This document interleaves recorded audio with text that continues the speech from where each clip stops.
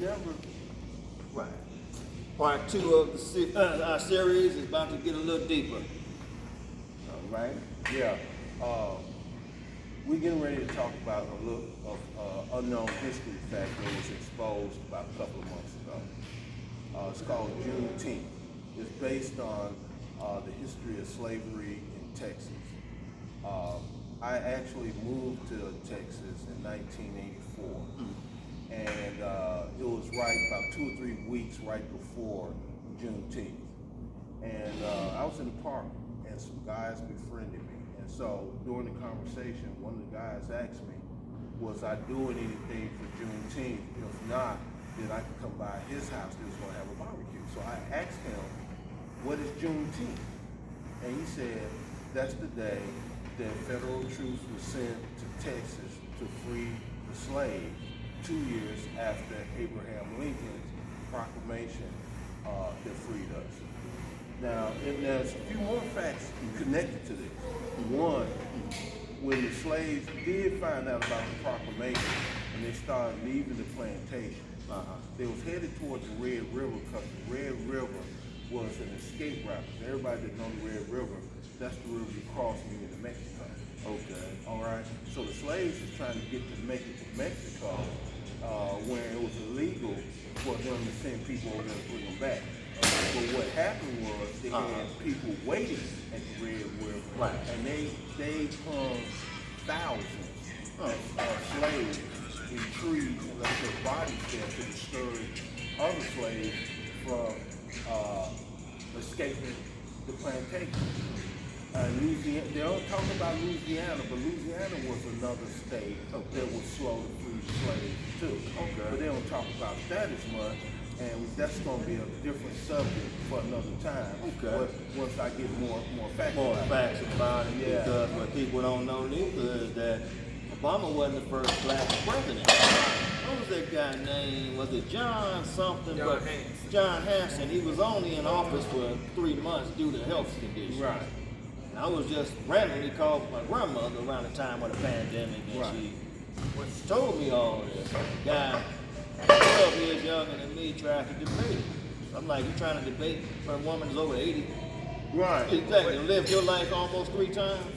Well, his thing with John Hanson. Okay, now to put that more in historic perspective, okay.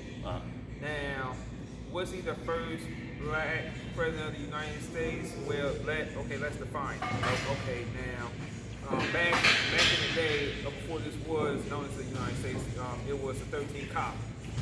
Okay, now, they had to have a leader, they had to have someone that was, quote unquote, in charge when they were trying to break away from England. So pretty much General George Washington, along with others, had suggested John Hanson. He was the what's up, y'all? Hey, what's up? At that point was the president for the sake of a better term than that, because at that point they wasn't called president at the time. But just technical, he was what every president would do at that point and everything. So now Barack Obama was actually the 7th, not actually black, but the 7th biracial president. Biracial. Yeah. Now what a lot of people don't know, there were actually 7 biracial presidents, and actually one of the more famous of the biracial presidents was Abraham Lincoln. Okay.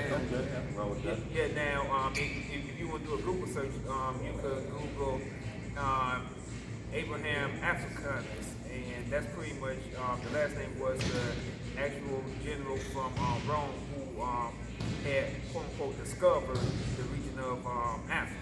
Mm-hmm. So the region known as Africa is named after him. Mm-hmm.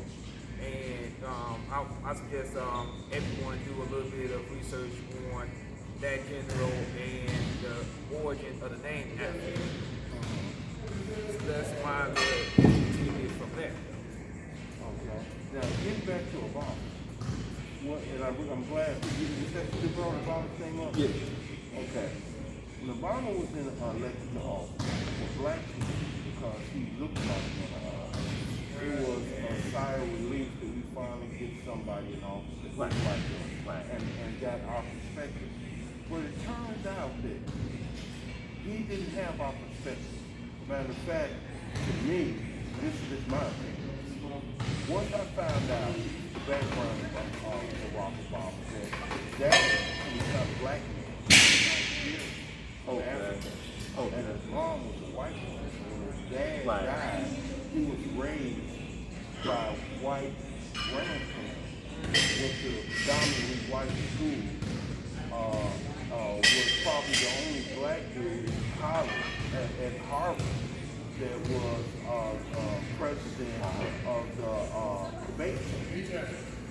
It might explain why his perspective, when it came to putting in doctrine or legislation to further our path forward, it was just not there in his administration. Now, I will admit that Obama was fighting a lot of different things. He was at war. Right. We were fighting two-front wars, one on terrorism and actually over there fighting. He walked into it. Yeah, then he walked into the worst economy since the 1920s. I will admit that there was a lot on his plate, but some kind of way, it should have been enough room for us. Should have been enough, and it just, that was the first time ever, because I'm not really an advocate on politics. Right. But it took him to get in office to show that there were black rules, there were white rules. Right. And he was a little too passive. He wasn't stern. Well, see, this is what I appreciate about Obama. Because he really didn't do anything for furthering us into the future. But it's one thing he did do. Just the fact that the racism that came to the forefront. Right. And they, as far as they were concerned, whether or not he's a black man or a Nigerian, he's not a white man.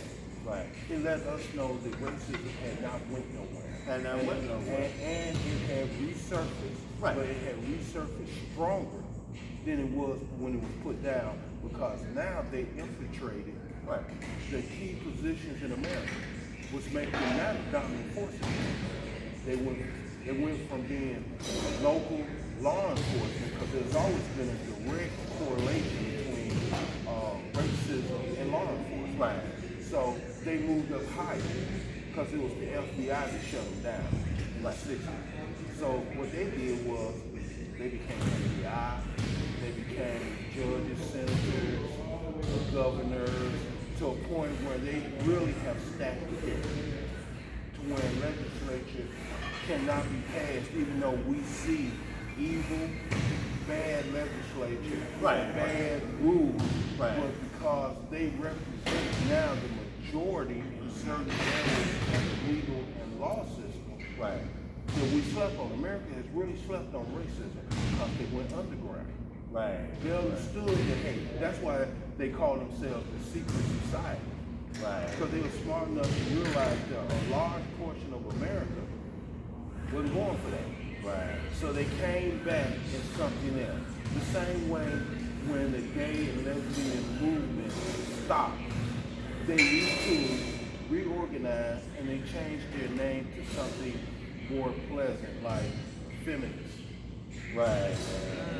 You see what I'm saying? Exactly. So feminism and lesbianism intersect. Before this term is out, really gonna surface. Right. It's showing now, but by the end of this 4-year term, it's gonna be out of control. Yeah. And to me, that was about the best thing Obama could have did for this country. Right. Was like the feud on racism. Because they were so mad that a black man won that the murder of black people increased and nobody really did anything. Right. And then the second time he won, then it was like, oh no, we got to start our own party. So they created the Tea Party. That was the racist party. Because the Republicans had always been the party of racism after Abraham Lincoln had died and they switched roles. The Republicans became the Democrats and the Democrats became the Republicans. Right, because blacks used to be Republicans at once upon a time. Once upon a time. And whites were Democrats. But Andrew Johnson changed that because he was a Southerner and a plantation leader. So when Lincoln died, everything anything that was racist about the Republicans. Let's not forget that the Republican Party, even though that was the party of Lincoln had to beg, plead, and beg to get slavery on the agenda. And the only reason they did was because the South was beating the North. And they had to keep Britain out of it. See, when you go back in history, and I'm tell you what all my history teachers taught me. If you don't know history, you don't know where you go, because you don't know where you came from. Right. It's just like right now, black youth, we have the hardest time explaining to them why they shouldn't be killing each other. Hardest time, yeah. When you talk about genocide, first of all, many of them don't even know what that word means in the first place. But then when you look at the fact that they were willing to accept someone like George Bush, because George Bush got a lot of black people that voted for him. And during that resurrection, it was black people up in that resurrection too. Them are our modern day Uncle Tom. And I don't care if you don't like it, but they are modern day Uncle Toms and Andrew Malcolm. Well, the thing is, this pandemic exposed a lot deeper than what COVID was about. Man, it exposed true colors if you ever seen. How we doing? Good? Well, look at it is, okay, to go back on Barack Obama. Okay. Well, I'm not here to be popular, so I'm just going to say it. Okay, Barack Obama, his term taught me one thing. It taught me that he undid, or his undid everything that was done for specifically our people in the civil rights era, for gays, lesbians, humpback, Hispanics, Asians, and women, which I'm still trying to figure out, okay, when our people was getting sprayed by hoses, attacked by dogs, in the ass, getting strung up, I promise you, I didn't see gay women. I didn't see white women in general getting burned, lynched, or any of that. I did not see midgets. I didn't see humpback. I didn't see disabled. I didn't see Mexicans. I didn't see Asians. I didn't see pan and transsexuals. I didn't see that. Now, if anyone could bring it up in the history book, I would love to see that, but I didn't see that. Now, what I did see, I seen Dr. King. I seen Ralph Abernathy and the Southern Christian Leadership and other groups like SNCC and all of them come together and try to attack racism to bring equality for our people. I did not see all those other groups who benefit from our forefathers and our foremothers' blood, sweat, and tears. And I'm not to say that no other group has a fight in America. Native Americans, I will be the first one to say they have the number 2 fight in America next to us. But if you didn't go through 400 years of oppression, desensitizing of being a human being and fighting for survival, I'm like, okay, the Irish, the Italians, the Asians, hit the back of the goddamn line. Y'all get y'all's, but if I'm mistaken, y'all got y'all's during World War II. Y'all got y'all nice little stimulus package to being white. So guess what? You're Italians, you're Scottish, you're Jewish, all of them got elevated to white. So okay, you got your stimulus package. Now, where's ours since we built this goddamn country? Before America, it was us. And after America, it's still gonna be us. Well, I think. Jump in on that? Or is that it? Yeah, I think that's about it right about now, though, for that this set.